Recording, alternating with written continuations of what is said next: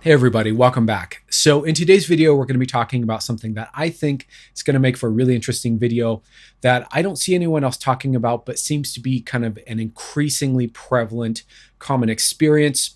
And that is this pattern that I'm seeing a lot online right now of people who are doing solo psychedelic sessions for healing.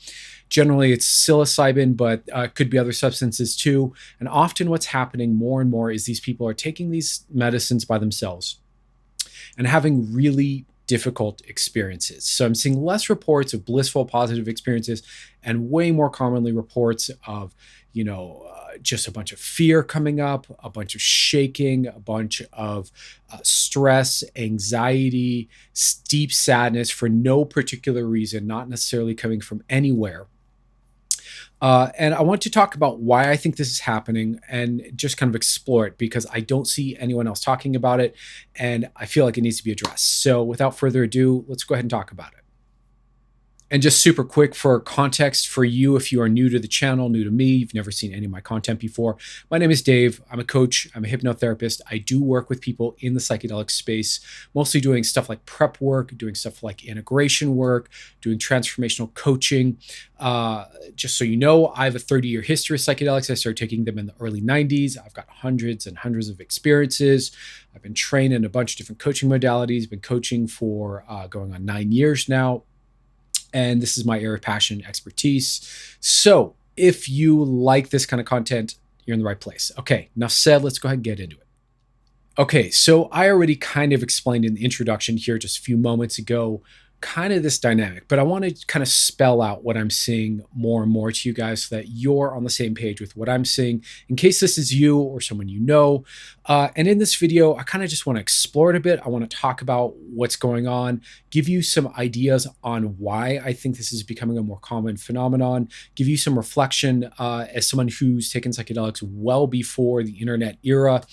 And talk about some potential solutions at the end of the video here. I'm going to try to keep it tight and short. I am verbose, my apologies, but let's go ahead and just talk about it here. So here's the dynamic that I'm seeing over and over and over, and it really does leave me concerned for people because psychedelics should probably entail difficult moments or occasional difficult trips, but I think overall should probably be a pretty joyful, beautiful, expansive, healing, fascinating, exciting type experience. So why are people steering clear of that, and what does that look like? Here's what I see as commonly kind of the pattern. I see people taking psychedelics with a therapeutic intention, right? So they're doing it to heal something, to resolve an issue, to gain more self-connection, self-insight, something like that. I see people generally taking psilocybin mushrooms in particular, right? So I don't see this as much with MDMA or with LSD, but it can happen with those kinds of experiences too. Same with DMT, but DMT is so short that it's kind of its own thing. People taking psilocybin for therapeutic intent, often solo, by themselves, at home, right? Generally speaking, these seem to be people who are new to psychedelics, relatively inexperienced, generally uneducated or undereducated when it comes to therapy and how to do any sort of therapeutic healing process. So these are people who, maybe they've got a sitter sometimes, or like a supportive partner who's kind of there in the house to make sure that they're safe. But generally, these people are alone, taking psilocybin for therapeutic intent, and kind of just really finding themselves in an experience where they're expecting joy, they're expecting, bliss, or an ego dissolution experience, or insight or epiphanies. And what they get instead, pardon me while I scratch my third eye here, what they get instead is something like just an emotional, bodily, somatic experience of generally a difficult emotion, right? Or a difficult state, let's call it. So that could be big waves of fear, big waves of anxiety, which is very similar to fear, big waves of sadness or grief or guilt, shame, pain, emotional pain, angst, self-judgment, self-criticism, or just stress, just like feeling a lot of stress come up in the body, in the nervous system. And these people will have these experiences, be kind of shocked by it, and then really not know why this is happening. What the hell happened here? A lot of times these people, when I'm reading these kind of trip reports, they don't seem to have come from, initially, in terms of what they can recall or what they know, don't come from a trauma background. Pardon me, I'm mumbling here. So, they're not necessarily someone who has had an acute trauma where they could point to and go, yeah, that was the moment that everything changed my life and that messed me up. Generally, they come from good backgrounds as far as they know, and yet they're having this kind of intense experience with the medicine. And they're generally kind of confused as to what's going on. Why does this happen? Why do these sudden big feelings arise? And what sense do I make out of that? How do I work with that experience? How do I contextualize that? Should I be concerned? Do I have trauma? What the heck is going on? So this is kind of the response I see over and over. And I have some thoughts about it here. So yeah, but I just want to kind of describe it first and explain it to you. And then from here, I want to kind of give you my personal anecdotal kind of take on this, okay? Now, here's what's interesting to me about this. As someone who, again, I started taking psychedelics back in the early 90s, recreationally. I did a lot of psychedelics through the 90s and through the 2000s. And really have been taking them ever since, but got a lot of miles during those decades, right? And it was recreational, most of my use, especially in the 90s. Into the 2000s, it started to become more spiritual, ceremonial. But generally, it was social use. I would say in my case, probably 50, 60% of the time. And recreational 50, 60% of the time. And I was, involved in communities, whether that was like the jam band scene initially, or like the electronic music community, what later it became for me, or the festival community, different arts communities, the healing arts community, the new age community. I was plugged into all these different communities of people who generally were using psychedelics, often together at gatherings and events and situations. In those contexts, sure, yes, occasionally someone had a difficult experience or a bummer. Even more, very, very rarely, someone had like a full-blown like meltdown or freak out, as they're so sensitively called from back in the day. But yeah, occasionally someone would have a really acute, difficult experience.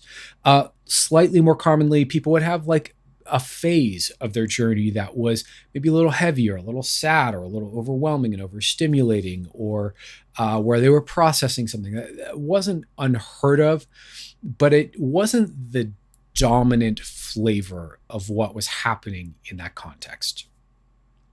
For context with me, I, am highly introverted. I, probably was pretty high in neurotic qualities at that time. I was pretty anxious.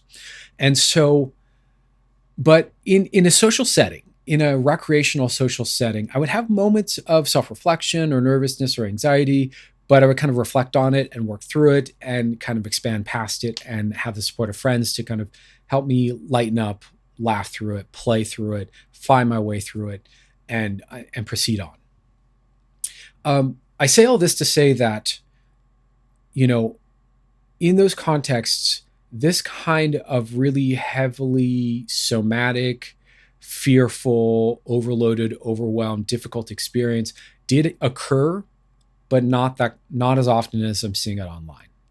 Now, I don't know if that means that, probably the mushrooms were no different or the psychedelics were no different. Maybe the context being different, being in a social context makes a difference. Maybe the recreational versus therapeutic intent makes a difference there.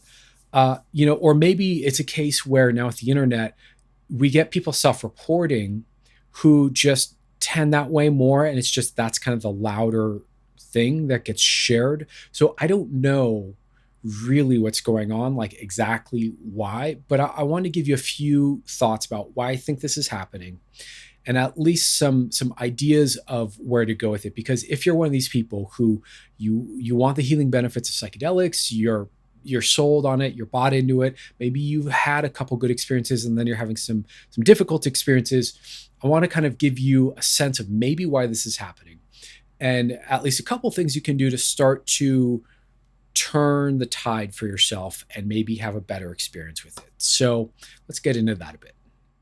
Now, the first reason that I can think of why this might be happening more and why this might be an increasing phenomenon would be basically because we might have a higher amount of people who are high in trait neuroticism who are now taking psychedelics. So obviously, we're in a time where there are probably literally more people trying psychedelics than ever before, just in general. And certainly, we're in a time where more people are trying psychedelics and talking about it publicly, or semi-publicly, whether it's, on Facebook or on social media, or whether it's on a YouTube video or on something kind of semi-anonymous like Reddit. We have a lot of people having discussions about this and sharing their experiences. So there's more visibility of everything. But touching back on this piece about neuroticism. So this is something I've just recently learned that I'm still kind of figuring out my thoughts about, but apparently it's been known for a long time in the psychedelic therapy world that people who are high in trait neuroticism, so we're talking big five personality traits here, traits are thought to be, and this is of course I think worth challenging and exploring, thought to be unchangeable. This is just, it's like hardwired biological personality trait. This is how you are. I think that's a misconception that's skewed by the way that the data is processed, but that's another conversation for another day. Anyways, we have a lot of people who are taking psychedelics to self-heal. So these are people who self-admittedly are struggling with difficult negative emotions, right? i.e., these are people who very possibly are higher in trait neuroticism, right? Now, what I was just saying a moment ago, there are a lot of people, in the psychedelic therapy world, it's been long understood that people who are high in trait neuroticism generally are more prone to difficult psychedelic experiences and also generally have a harder time integrating them afterwards, right? So this is important for you to know. If you're high in trait neuroticism, it's going to be a factor here in how easy this all is for you, okay? I have my own thoughts about that, but I think that, just quite simply, this could be a big piece of what's happening. We just have a bunch of people getting on board, and the more people getting on board, a lot of them are getting on board because they're high in trait neuroticism. They've struggled with anxiety and depression or mental health issues. They don't feel as internally resourced, which is part of the whole high in trait neuroticism thing. The way they describe it in the therapy world is that these people are generally more internally rigid in the way they respond to stress. In other words, they have less options when life gets hard and stressful, and have a harder, like, let's say, a smaller toolkit to self-regulate with. And so because they are more rigid and more reactive and more, prone to be overwhelmed by things because they're not very adaptive, that translates into negative emotions. Now, I'm not saying that I totally buy into this whole thing, but if we think about neuroticism as being a person who is underskilled in self-regulation and underskilled in having a nice variety of resources, of ways to come back to center, come back to balance, come back to feeling safe in one's own skin, come back to feeling peace or clarity or openness and connection to what's happening without being overwhelmed by it. I think these are all skills that can be cultivated and developed. In fact, I know they are. But we have these people who are high in neuroticism, who are generally deficient in these skills self-medicating. And I think, generally speaking, that's going to, of course, lead to, if it's going to lead to a difficult experience with a therapist there in a controlled, safe setting. Of course, if you've never done something as extreme as a psychedelic before, you're taking them by yourself to self-medicate, and you're prone to anxiety, overwhelm, stress, not handling intense experiences very well. It's not surprising that your deeper nervous system may present that as a strong somatic experience of overwhelm, fear, depression, negative emotion, angst, etc. Right? So, excuse me, that would be one reason. Okay, the next reason why I think this might be happening, in addition to neuroticism, is that we have a lot of people who have psychedelics in their mind framed in this therapeutic light off the bat. So there are a lot of people who are coming to psychedelics because of their healing properties, not because these people are curious about psychedelics or drawn to them, or in their minds have a framing of that they're fun or they're positive or they're awesome, but more like, I have issues. These things are great for healing issues. People resolve their depression, their PTSD, their anxiety, whatever. So I want to take them.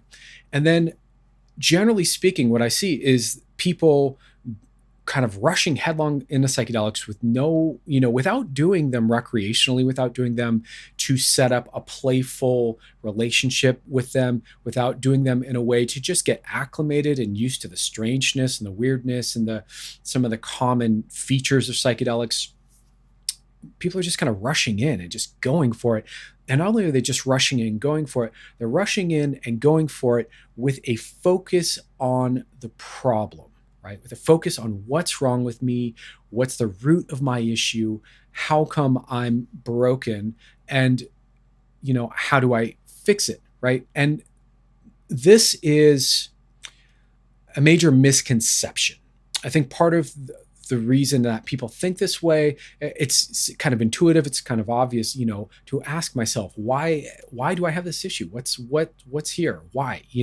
It's a pretty natural thing to ask. But also, we, in our culture, our conceptual touchstone for how to navigate issues are certain kind of memetics and ideas and approaches from the cliches of what we think about in terms of therapy, psychotherapy, over the years and over the decades, a lot of which is misinformed and not up to date and not the best approach, right? So we have a lot of kind of pop psychology misinformation.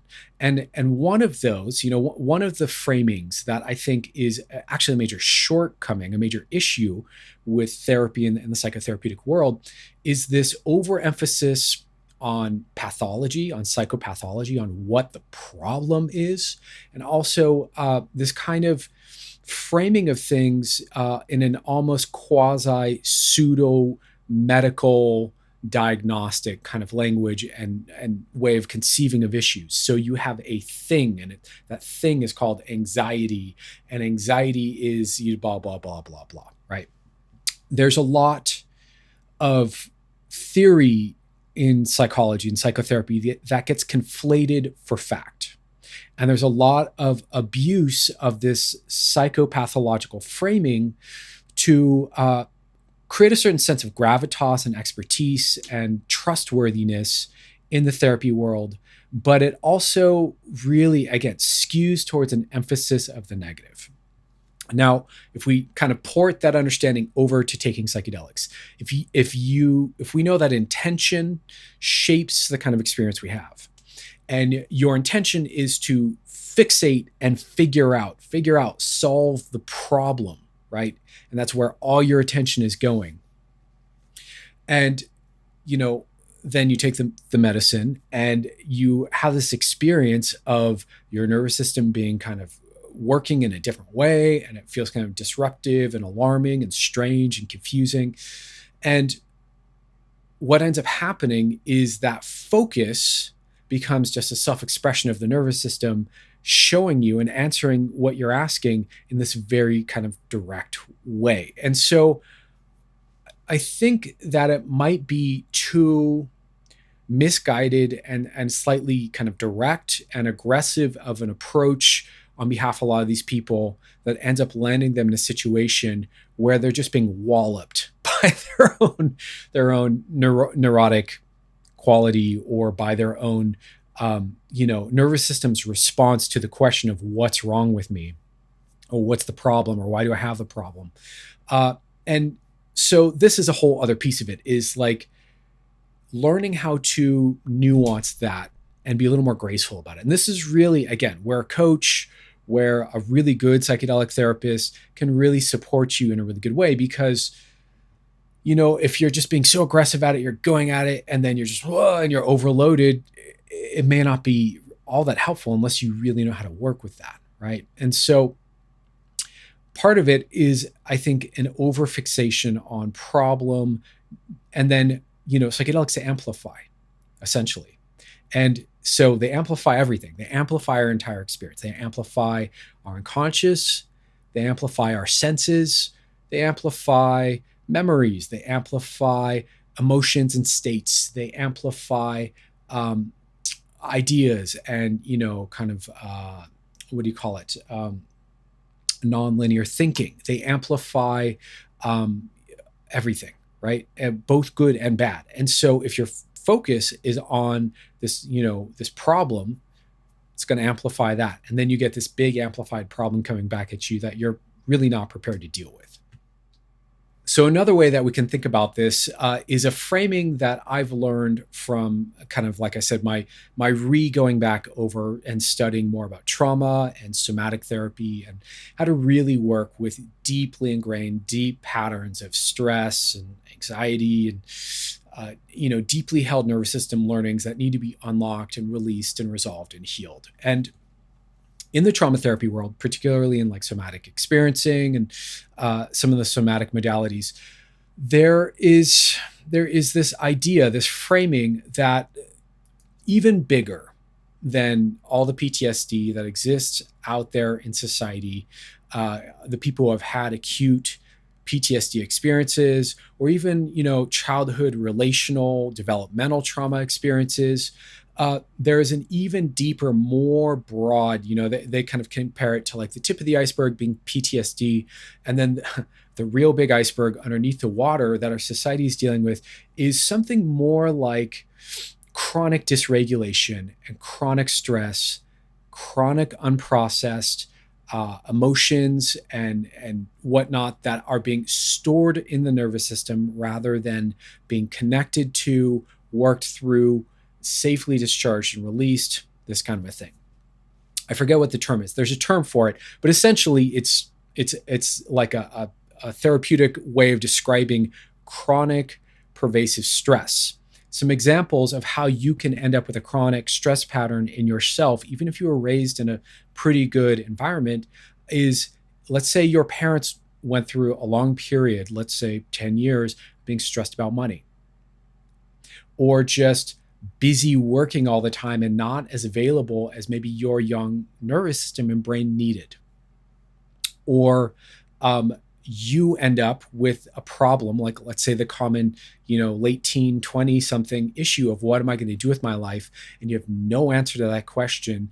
And year after year is going by and you still don't have an answer to that problem. And it's developing more and more anxiety and more stress. And you're building up this like store of stored anxiety that you don't have any place to put. These would be just a few examples of how we end up with this huge kind of unprocessed, store inside our nervous system, or accumulation of noise, if you want to call it that, stress, dysregulation, fear, what have you, right? And probably another way of thinking about this is that when you take a psychedelics are fundamentally, like I said, amplifiers. They're also fundamentally tools of awareness. They're not drugs that are really great for escapism. They're not drugs that are great for numbing out, doling out, not thinking about the problem. They tend to make you more sensitive and more sharply attuned, actually, which I think is amazing. I think it's one of their they're great gifts, but with that comes being more sharply attuned to what feels wrong inside of yourself and what's wrong in your life, right? And so if you're doing the work and you're leaning in and you're exploring that and you're letting go of that, you're working through that, that's not necessarily a bad thing. But if you're still wanting to be avoidant, and then what comes up is your nervous system sharing with you at a somatic level all the stress, that it wants heard, seen, connected to, honored, resolved, released, that's been accumulating over years, decades. That could be what this is very much what I think this experience probably is for a lot of these people. It's just this huge, expression of the nervous system saying, hey.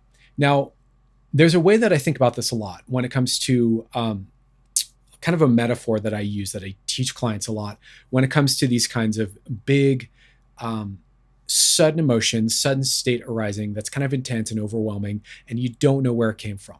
One way that I think about it is kind of like, think of the unconscious mind as both simultaneously incredibly powerful and capable, almost like a quantum computer, capable of solving problems really fast in a non-linear way, in parallel, and all these different things it can do simultaneously at the same time.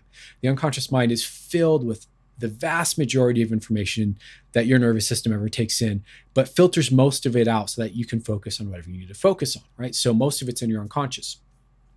While it's incredibly powerful, it's also childlike. It's also very innocent and young, and that very young childlike part of you is still very much at the core of the operating system, let's say.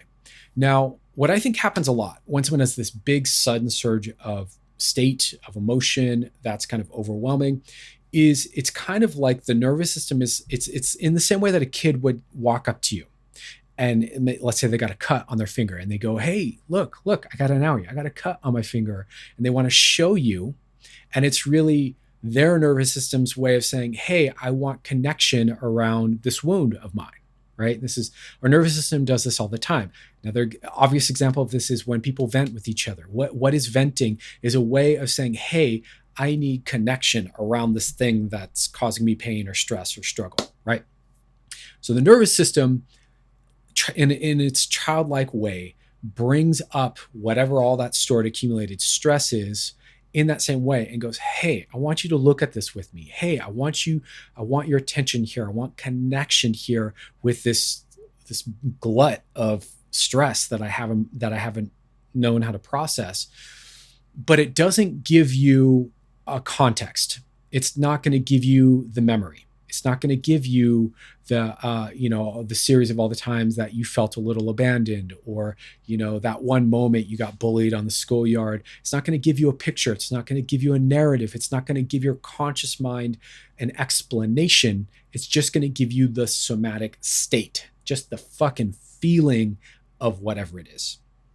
Now, if you're new to self-healing and therapy and psychedelics, you're probably unprepared for any of that and not used to knowing how to be present with that and connect to your body and connect to it and hold space with it. If you're like most people, an experience like that is kind of terrifying, quite frankly. It's very scary and overwhelming and confusing. And generally, we respond the way to the arising of this presentation of the problem the way most people will deal with their issues, which is by trying to avoid it or get away with it, or suppress it, push it away, get back into a more regulated, safe place with it by basically trying to out of sight, out of mind it. But being that psychedelics amplify things and are drugs of awareness, that doesn't work as well as it might, when you're sober, or, when you went through a different stressful period in your life at a different point. And so this is often what I think is actually happening during these experiences. I hope you're still with me on this. I hope I'm not yammering on too much. My apologies if I'm being too verbose here. Okay, so now that I've kind of described at least maybe a few reasons why this happens, let's get into maybe what you can do about it. What are some solutions that you can apply right away that might help you to steer things in the right direction. I'm going to give you quite a few here, so bear with me. I'll try to be a little more to the point. The first one, obviously is going to be lower your dosage, right? Just try dialing back your dosage. There's also concurrent with this trend of people having these big somatic stress state dumps.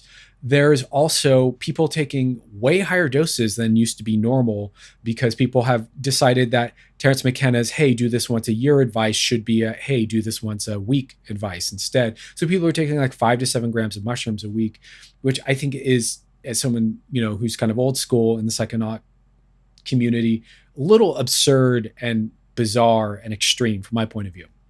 So if you're one of these people who kind of got memed into taking, a large dose of psychedelics off the bat, thinking that that was going to be somehow helpful or healthy or more healing or get you better results, my primary advice to you, the first obvious thing here, is to dial back your dosage. It's as simple as that. Bring it down to something much more reasonable and doable, even if the experience isn't quite as dramatic.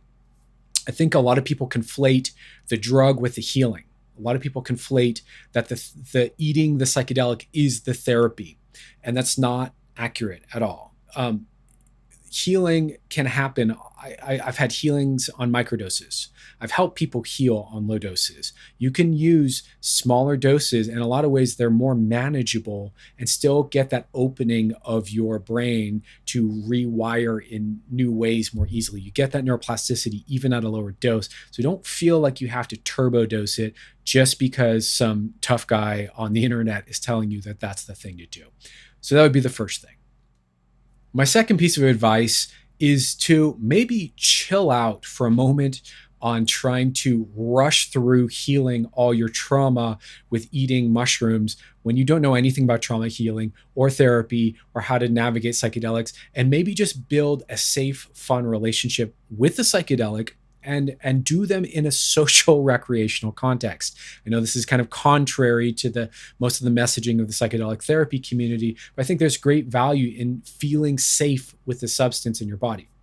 So I think that means ideally, do them with some friends, have a party, have some laughs, listen to some music, roll around, make it a playful, enjoyable, safe experience. Start there. I think there's value there also in seeing other people be high and see how they deal with it and how they navigate it and how they process it. And that can help you to discover how to feel more comfortable with the strange, wild sensations that are coming out of your body. It also helps because the focus isn't on therapy and fixing, the focus is on play and recreation and socializing and enjoying. And I think that that creates a nice relationship to the medicine.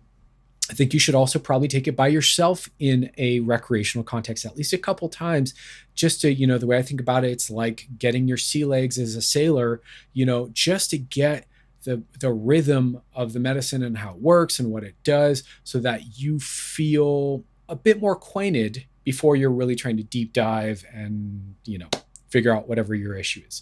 All of these things, let's be clear, are healing in and of themselves. Socializing is good for you. Socializing is healing to the brain. When we engage the social brain, it's regulating to the nervous system. So that's good.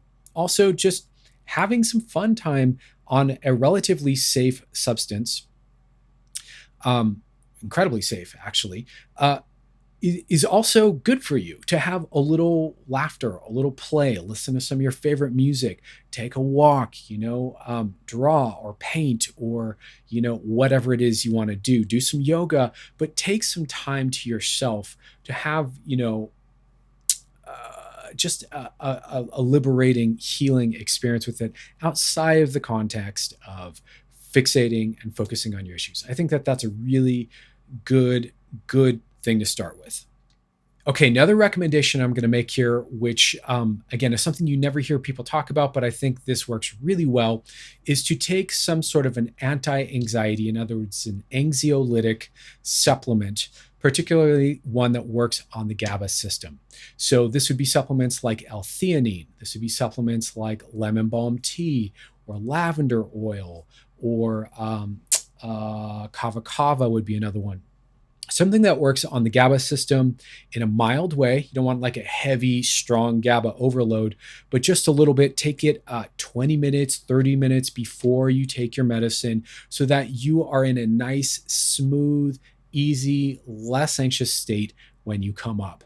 A big part of the reason we end up in these overloaded, freaked out states when we take a psychedelic is because during that come up period, that come up anxiety period, we tend to get spooked, and kind of the deep safety seeking animal part of us, the animal side of us gets spooked, like something's not right here. Some feeling in our body feels frightening, and then we start to fixate on that, and we over fixate on that. That creates a fear response and fear neurochemistry in the brain and in the body. And lo and behold, next thing you know, we are in a feedback loop of feeling bad, because what do psychedelics do? They amplify what we experience. So they amplify that feeling bad, and then we fixate on it more and worry about it, ruminate it. And all of a sudden we are in a feedback loop of anxiety or fear or overwhelm, what have you, right? So one of the best ways to stop that from happening is just to get out in front of it by taking an anti-anxiety supplement that kind of smooths things out for you. I personally like L-theanine. I think it's an awesome combination. No, it's not going to be a trip killer. It's not going to dull your trip, but it will help you to just have an easier, smoother time. And my last suggestion here, there's a bunch more I could recommend, but the one I want to end with, because I don't want to talk your ear off here today, is to learn how to connect to your own experience and your own body. See, here's the thing. Most of us, the way we were raised, if we're being honest, most of us never learned how to really just be present with our own experience and connect to that and feel safe with that and honor that. Right? Most of us were either taught to not feel our feelings, suppress our emotions, shame or judge ourselves for having them, try to avoid feeling bad is kind of the most common piece of social conditioning around whatever our embodied experience is. And so we kind of have had most likely some bad role models in terms of how to be self-connective. And so we've probably never really developed that capacity, that skill, and it is a skill. And so what I would recommend is to start to learn how to track and connect to your own somatic, your own bodily experience more regularly, outside of medicine, just throughout your day. How does my body feel? Just have check-ins, where is there muscle tension in my body right now? Do I feel grounded? Do I feel ungrounded? Do I feel manic? Do I feel low energy? Do I feel, a certain emotion? Do I feel more feelings and sensations at the front of my body or the back side of my body or the top half of my body or the bottom half of my body, et cetera, et cetera. Start to track and connect to your body and just demonstrate to your own nervous system more attunement, more listening, more connection, more honoring, more alignment with. And this, then becomes the basis of a skill that you can apply in a psychedelic context of self-regulation, where you can start to really just connect with yourself in those moments when your nervous system is kind of like blasting out a stress response, and listen and connect and reassure and honor. And, instead of trying to avoid or disconnect or any of that, just spend time connecting to it. I think that could come in really handy. I did say this would be my last recommendation, so I'm going to just piggyback on the back of that. Also, I have a playlist here on my channel of self-regulation exercises, and there's a whole set of tools and skills, body work things, whether it's breath techniques or acupressure techniques or vagus nerve techniques, or other things like havening. There's a bunch of stuff out there, EFT, EMDR, that you can use to also take the trigger out of something and de-escalate and self-regulate. And I would encourage you to start to learn those tools, learn those skills. Some of them are super simple, like just going into peripheral vision more and expanding your awareness of the room. Others are a little more involved, but these are crucial core life skills that you're going to want to have all the time anyways. But of course, they come in super clutch if you are on a psychedelic and overloaded and tired of feeling bad, and you've been empathizing and you've been connecting and you're still just overloaded. this can be, another nice way to take it. So I would also encourage you to learn those. I think I'm going to wrap the video here. So I hope this is really helpful for you guys. I hope this makes sense to you. Of course, if you have any questions, if you have any disagreements, if you have any thoughts about anything I've shared here, do feel free to leave a comment down below. I love engagement on the channel. If you like this content, do give a thumbs up to let the algorithm know. If you want to subscribe, I'm honored to have you as a part of the community here. And if you want help with this, if you want some coaching, if you want to learn more about how to self-heal with psychedelics, this is what I do. So feel free to get in touch with me. My email will be in the description for the video here. Much love to you all. Thank you for watching. I hope this kind of gets you a little more success with your mushroom experiences. And I'll talk to you guys soon. Take care.